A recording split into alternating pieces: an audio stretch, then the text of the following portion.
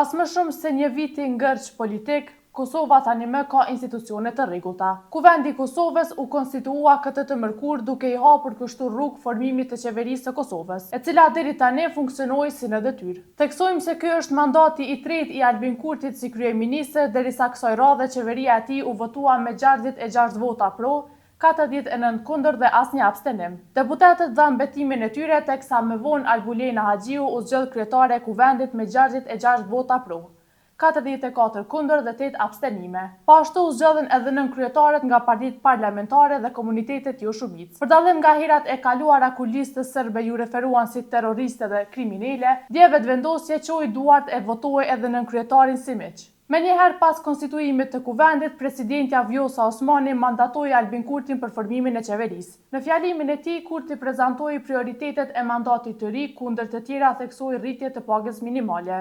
dyfishim të shtesave për fëmijë në 90 euro për familjet mbi 3 fëmijë dhe 500 euro në muaj për lehunat për 6 muaj.